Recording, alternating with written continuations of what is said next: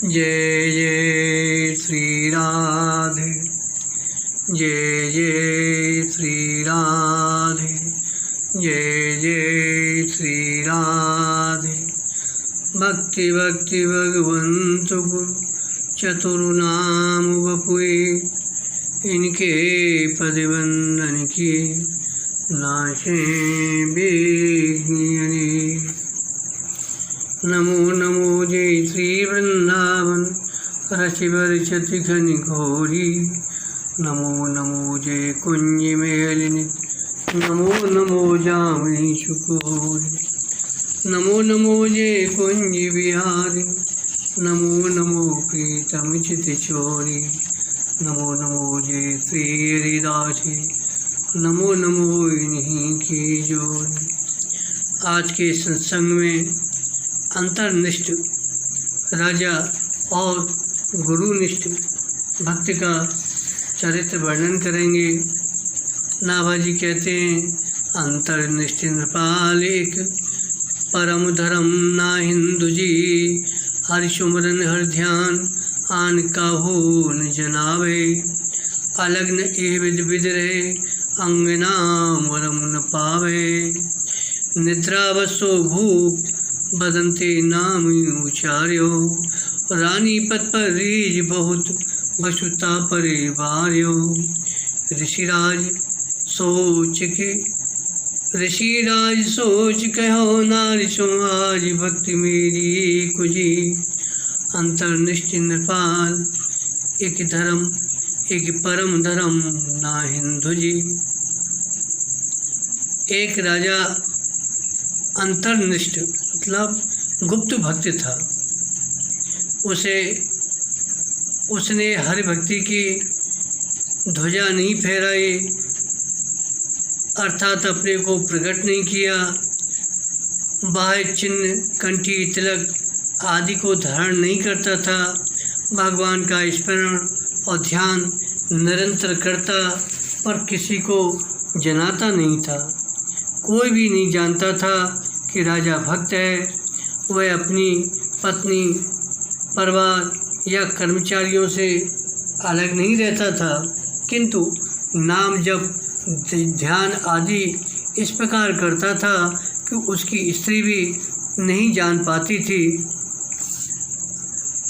राजा की स्त्री बड़ी भक्तिमती थी, पर उसका मन सदा उदास रहता। देखो, मैंने भक्तिपति नहीं पाया। उसका यह शोक बहुत बढ़ गया।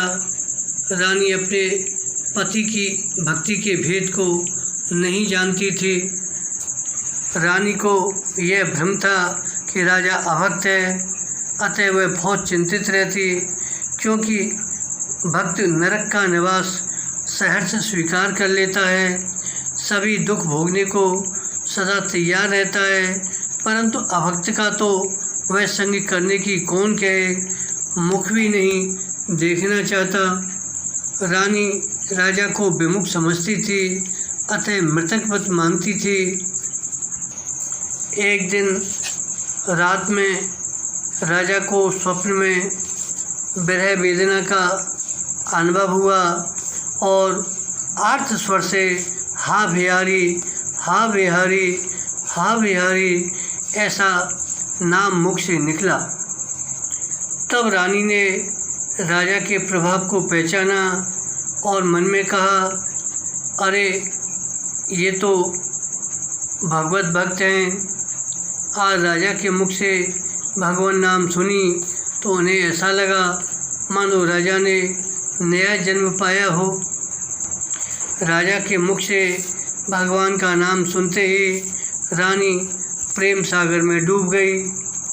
प्रातःकाल होते ही बड़ा भारी उत्सव मनाया। जैसे जन्म के समय जो उत्सव मनाया जाता है, उसी तरह बधाई बांटी। वैसा ही उत्सव रानी ने मनाया। बहुत सी संपत्ति लुटा दी। रानी ऐसी प्रसन्न हुई मानो राजा को नया जीवन प्राप्त हो गया है। महलों में उत्सव देखकर राजा ने रानी से पूछा कि रानी जी, यह उत्सव क्यों मनाया जा रहा है। रानी ने सारी बातें बताई। क्या आपके सोते समय भगवान नाम निकला? आप भगवत भक्त हैं, इसलिए मैं ऐसा उत्सव मना रही हूँ। अब तो राजा ने ये बात 3 बार पूछी कि मेरे मुख से भगवान का नाम निकल गया। रानी ने तीनों बार हाँ कहा। अब तो राजा ने हाँ बिहारी जी कहकर तत्काल शरीर छोड़ दिया। राजा ने विचारा कि भगवान नाम ही हमारे प्राण और जीवन थे, वे जब मुख से निकल गए, मेरी भक्ति प्रकट हो गई, तो अब रह ही क्या गया। यह विचार कर उन्होंने प्राण त्याग दिए। राजा श्री भगवान नाम को ही अपना प्राण जीवन समझते थे, अतः नाम का निकलना उन्होंने प्राणों को ही निकलना समझा। अब पतिदेव ने शरीर त्याग दिया। यह देखकर रानी की दशा अति विफल हो गई। वह अपने मन में बार बार यह विचार शोक करने लगी, ऐसे महान प्रेमी मेरे पतिदेव थे, उनके प्रेम के रहस्य को मैं थोड़ा भी कभी नहीं पहचान सकी। रानी को महान दुख हुआ, उसकी सुध-बुध खो गई, उसके संसारी विचार समाप्त हो गए। प्रेम के भाव की राशि हृदय में भर गई और रानी ने अन्न जल का परित्याग कर दिन रात अपने पतिदेव के ध्यान में रहने लगी। पति भगवान के महाभय में रानी ने भी प्राण त्याग दिए। भक्ति का स्वरूप रस की खान है, उसका वर्णन कोई कैसे कर सकता है। जिस भाग्यशाली के हृदय में यह प्रकट हो जाती है, वही रस में सराबोर होकर इसे जान सकता है। प्रेमा भक्ति के सामने बुद्धि का विलास जाने कहाँ खो जाता है। यह बात इन भक्तों के चरित्रों को पढ़ने, सुनने एवं मनन करने से स्पष्ट दिखाई देती है। अब एक गुरुनिष्ठ भक्त का चरित्र वर्णन करेंगे। नाभाजी कहते हैं, गुरु गदित वचन शिष्य सत्य अति दृढ़ प्रतीति गाढ़ हो गयो, अनुचर आज्ञा मांग कहो कारज को जइयो, आचार्य जी बात तो है आए ते कहियो, स्वामी रहो समाय दास दर्शन को आयो, गुर की गिरा विश्वास फिर सब घर में लायो, शिष्पन साँचों करन को बिहु सबे सुनत सोई कहो, गुरु गदित वचन शिष्य सत्य हित सत्य अति दृढ़ प्रतीति गाढ़ो गयो। श्री गुरुदेव के द्वारा कहे हुए वाक्य को शिष्य ने पूर्ण सत्य माना और उनमें दृढ़ विश्वास किया। गुरुदेव की आज्ञा को दृढ़ता से स्वीकार कर जीवन भर पालन किया। एक शिष्य अपने गुरुदेव में बड़ी भारी भक्ति रखते थे। साधुओं को गुरुदेव से कुछ कम मानते थे, परंतु गुरु महाराज संतों को अपना इष्ट और परम पूज्य मानते थे। इसलिए उनके मन में समझाने की इच्छा होती, परंतु शिष्य का दृढ़ भाव देखकर मन में कहते, इसे कैसे समझाऊं। नित्य विचारते, आज कहूँगा पर टाल देते, कर नहीं पाते। एक बार जब शिष्य रामत करने के लिए बाहर जाने लगा तो गुरुदेव ने कहा, जाओ लौट कर आओगे तब एक रहस्य की बात बताऊंगा। जब तक वह शिष्य आए, इसी बीच गुरुदेव परमधाम को चले गए। लोग उनको ले जा रहे थे। शिष्य ने कहा, गुरुदेव जब तक वह बात हमसे कह नहीं दें तब तक नहीं जा सकते। अभी इन्होंने शरीर नहीं छोड़ा है। लोग नहीं मान रहे थे। तब शिष्य ने न जलाने की शपथ दिलाई और गुरुदेव के शरीर को नहीं जलाने दिया। लौटाकर अपने स्थान पर ले आए। शिष्य ने प्रार्थना की, भगवान यह बात कहकर समझाइए। शिष्य का सच्चा भाव जानकर गुरुदेव के शरीर में फिर से प्राण आ गए। गुरुदेव ने संतों की तथा उनकी सेवा की महिमा का वर्णन किया और कहा कि संतों को मेरे ही समान मानकर उनकी सेवा किया करो। पहले उनका गुरु में तो पूरा भाव था, पर संतों को गुरु से थोड़ा छोटा मानते थे, कम मानते थे। अब गुरुजी ने आज्ञा दी कि संतों की तथा उनकी सेवा मेरे ही समान मानकर किया करो। एक गुरुनिष्ठ भोले भक्त का उदाहरण सुनाते हैं। कथा वार्ता में भगवान के त्रिभुवन मोहन रूप का वर्णन सुनकर एक भक्त के मन में भगवान के दर्शन की चटपटी लगी। उसने सुना कि श्री वृंदावन में आज भी भक्तों को साक्षात भगवान का दर्शन होता है। अतः वह श्री वृंदावन आकर सबसे पूछता फिरता, मुझे भगवान का दर्शन कराना है, मुझे भगवान का दर्शन करना है, वह कहाँ मिलेंगे, आप मुझे भगवान का दर्शन करा दीजिए। इस प्रकार वह प्रभु प्रेम में बावला हुआ इधर उधर घूम रहा था।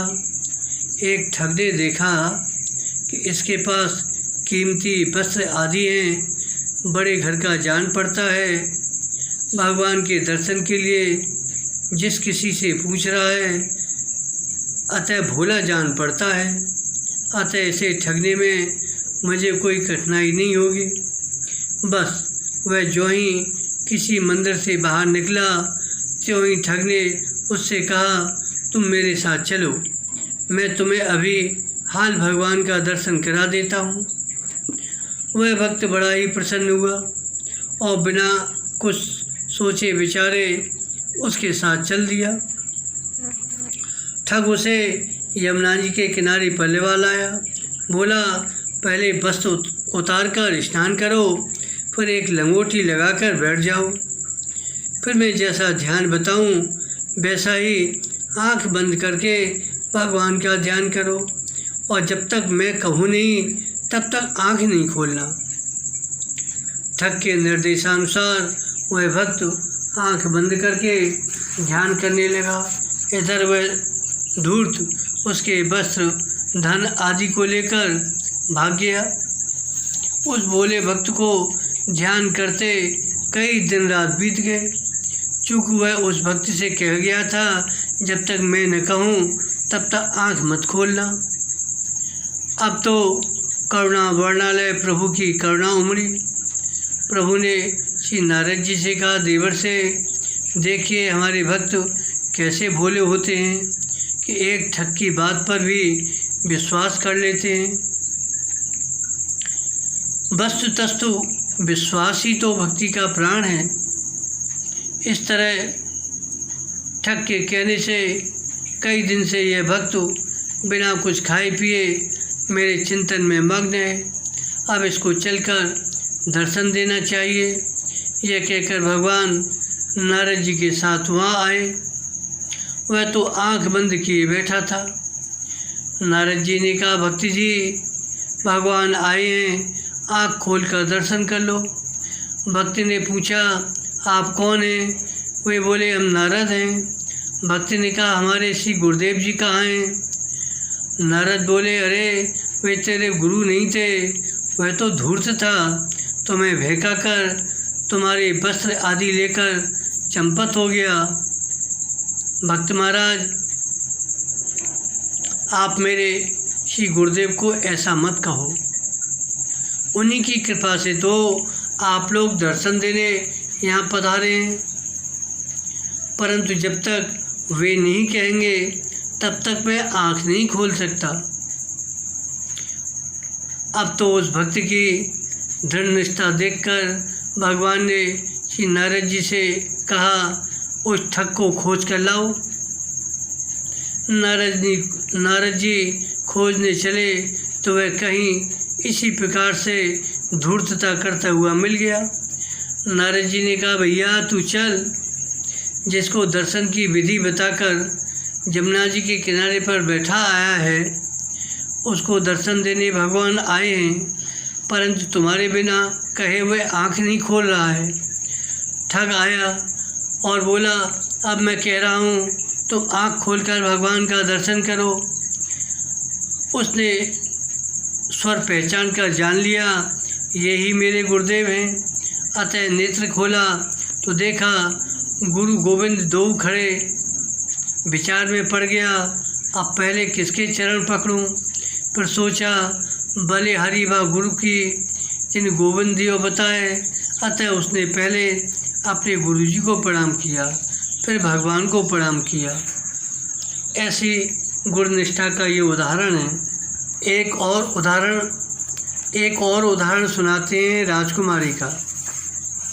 एक रूपवती भंगिन थी।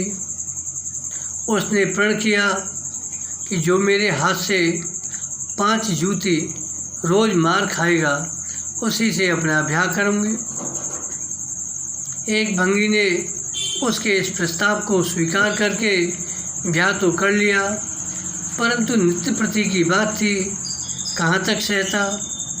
आखिर उसे बड़ी गिलानी हुई और स्त्री बच्चों को छोड़कर जंगल में भाग गया और भभूत लगाकर बाबा जी बन गया। एक बार एक राजा शिकार खेलते हुए उधर ही जा निकले तो घोर जंगल में एकांत में बैठे देखकर महात्मा समझकर उन्हें श्रद्धा हो गई। अपनी पालकी में बैठाकर उसे घर ले आए। अब उनकी पुत्री राजकुमारी ने उन संत में गुरु भाव कर लिया। संयोग की बात, एक दिन राजा की सवारी के साथ वह भंगी भी पालकी में बैठा हुआ जा रहा था। उसके स्त्री बच्चों ने उसे पहचान लिया। वे सब जब हल्ला गुल्ला मचाने लगे तो भंगी डर के मारे पालकी से कूद कर भाग गया। जब राजा को सब विवरण ज्ञात हुआ तो वे अपनी भूल पर बहुत पछताए। उधर जब राजकुमारी को यह पता लगा कि उसके गुरुदेव कहीं भाग गए हैं तो उसने गुरु वियोग में अन्न जल का परित्याग कर दिया। राजा ने उसे बहुत समझाया, बेटी वह तो भंगी था, कोई साधु महात्मा थोड़े ही था, अतः वह गुरु मानने योग्य नहीं है। तुम हट छोड़कर खाओ पियो। राजकुमारी हाथ जोड़कर बोली, पिताजी आप मेरे गुरुजी को ऐसा नहीं कहें, वह तो मेरे सच्चे गुरु हैं। राजकुमारी की इस गुरु निष्ठा पर प्रसन्न होकर भगवान ने दर्शन दिया और उसका भ्रम निवारण करने के लिए भगवान ने भी बहुत कहा कि वह भंगी था, परंतु राजकुमारी ने भगवान से भी वही बात कही जो पिता से कही। फिर भगवान ने भंगी को सचमुच साधु बनाकर समझा बुझाकर राजकुमारी को दर्शन देने का अनुरोध किया। राजकुमारी गुरु दर्शन करके कृतार्थ हो गई। यह गुरु निष्ठा का ज्वलंत उदाहरण है। एक और सुनाते हैं, एक गुरु भक्त का एक संत की गुरु भक्ति पर प्रसन्न होकर भगवान ने प्रकट होकर साक्षात दर्शन दिया। संत जी ने भगवान को साष्टांग दंडवत प्रणाम किया। भगवान ने कृपा करके अपना श्री चरण संत जी के सिर पर रख दिया, परंतु संत जी तो एकदम नाराज हो गए। पूछ बैठे, प्रभु आपने मेरे सिर पर चरण क्यों रख दिया? आपका स्थान तो हृदय में है, अतः आपको हृदय में चरण रखना चाहिए। भगवान ने मुस्कुराकर पूछा, सिर किसको सौंप रखा है? उन संत जी ने कहा, यह तो श्री गुरुदेव का है। आप इतने बड़े हो गए, इतने बढ़ गए कि सिर पर चढ़ गए, श्री गुरुदेव का स्थान भी दखल कर रहे हो। भगवान उनकी इस निष्ठा पर एकदम नौछावर हो गए। तो भक्तमाल जी में गुरु निष्ठा के ज्वलंत उदाहरण हैं। अब तो गुरुजी ने शिष्य को संत सेवा का उपदेश दिया। शिष्य ने कहा, यदि आप उपदेश देकर अभी पुनः परमधाम को चले जाएंगे तो मेरी सेवा को कैसे देखेंगे? कैसे आप जानेंगे कि शिष्य ने मेरे उपदेश को माना या नहीं माना? अतः कृपा करके कुछ काल तक और यहाँ रहकर फिर भगवत धाम को जाइएगा। शिष्य की प्रार्थना पर गुरुजी 1 वर्ष तक और धराधाम पर रहे तथा शिष्य की संत सेवा देखते रहे। फिर शरीर त्याग कर भगवान के धाम को गए। इस तरह इस प्रसंग में गुरु और शिष्य दोनों ही आदर्श गुरु शिष्य के रूप में प्रस्तुत किए गए हैं। बोलो संत भगवान की जय, भक्त भगवंत की जय। जय जय श्री राधे, जय जय श्री राधे, जय जय श्री राधे।